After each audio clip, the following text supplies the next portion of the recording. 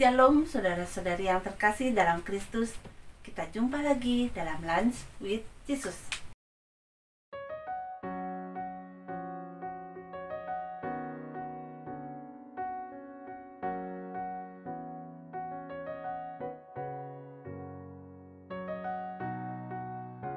Pada kesempatan hari ini, saya ingin mengajak saudara-saudari untuk merenungkan kasih Allah kepada kita. Dan tema yang akan saya bawakan adalah doa yang dikabulkan. Dalam kehidupan kita sehari-hari, kita dihadapkan berbagai masalah, baik besar maupun kecil. Dan kita berdoa kepada Tuhan dan berharap Tuhan mengabulkan doa kita. Lalu, bagaimana cara kita berdoa agar dikabulkan oleh Tuhan? Mari kita baca Matius 7 ayat 7 sampai 11. Hal pengabulan doa. Mintalah, maka akan diberikan kepadamu. Carilah, maka kamu akan mendapat. Ketuklah, maka pintu akan dibukakan bagimu.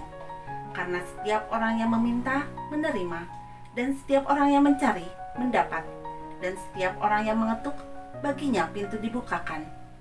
Adakah seorang daripadamu yang memberi batu kepada anaknya jika ia meminta roti? Atau memberi ular jika ia meminta ikan? Jadi, jika kamu yang jahat tahu memberi pemberian yang baik kepada anak-anakmu, apalagi Bapamu yang di surga, Ia akan memberikan yang baik kepada mereka yang meminta kepadanya. Demikianlah Injil Tuhan. Terpujilah Kristus. Saudara-saudari yang terkasih, terkadang masalah yang kita hadapi terasa begitu berat dan tak ada jalan keluar. Kita tahu bahwa masalah kita tidak ada apa-apanya dibandingkan kuasa Tuhan. Kita tahu bahwa Allah berjanji untuk memberikan yang terbaik bagi kita yang meminta kepadanya. Saudara-saudari yang terkasih, di suatu malam di bulan Desember tahun 2017, suami saya tiba-tiba tidak sadarkan diri. Kami berusaha untuk menyadarkannya, tapi ia tetap tidak sadarkan diri, bahkan sempat henti napas. Dalam kepanikan, kami terus berdoa kepada Tuhan dan meminta pertolongan Tuhan. Kami lakukan apa yang dapat kami lakukan. Kami lakukan CPR, dan kami berusaha membawanya ke rumah sakit. Sesampainya di rumah sakit, dokter mengatakan bahwa hasil CT scan menunjukkan bahwa suami saya mengalami pendarahan. Ada pembuluh darah di otak yang pecah dan pendarahan hampir ke seluruh bagian otak suami saya. Mendengar hal itu tentu saja kami menjadi sangat sedih. Namun kami terus berdoa dan meminta kepada Tuhan untuk menyembuhkan suami saya. Kami terus berdoa dan memohon pertolongan Tuhan. Banyak teman-teman, saudara, dan kerabat mengunjungi kami di rumah sakit. Dan tidak sedikit dari antara mereka yang mengatakan bahwa suami saya tidak mungkin sembuh. Dalam kenyataannya memang kondisi suami saya sangat parah. Ia tidak sadarkan diri dan kondisinya setiap hari semakin menurun. Tetapi saya dan anak-anak tetap percaya bahwa mujizat Tuhan masih ada.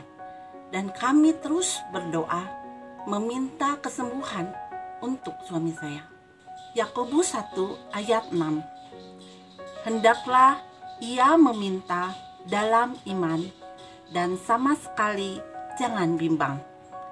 Sebab orang yang bimbang sama dengan gelombang laut yang diombang-ambingkan kian kemari oleh angin. Ayat ini kembali menguatkan kami, terutama saya pribadi. Kami belajar, berusaha untuk terus memegang teguh iman percaya kami. Kami berusaha untuk tetap teguh dan percaya bahwa Tuhan akan mengabulkan doa kami.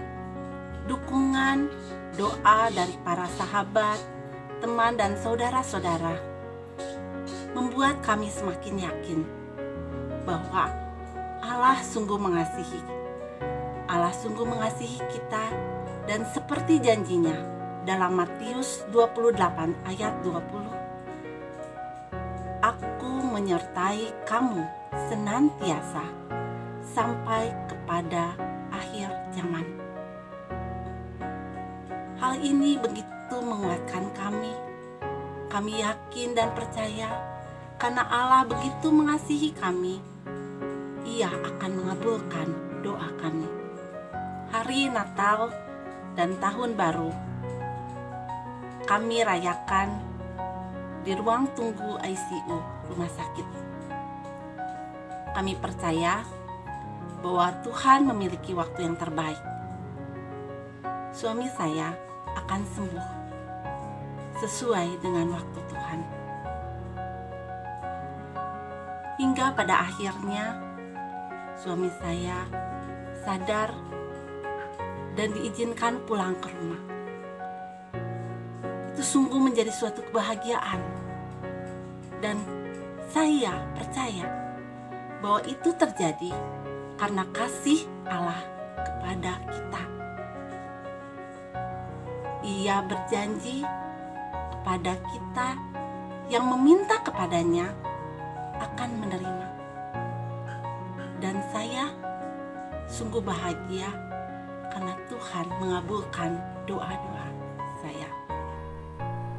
Saudara-saudari yang terkasih, bila saat ini saudara memiliki masalah, pergumulan, tetaplah berdoa dan bersabar.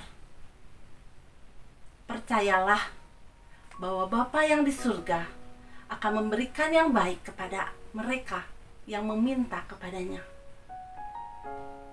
Ingatlah di dalam Roma 12 ayat 12,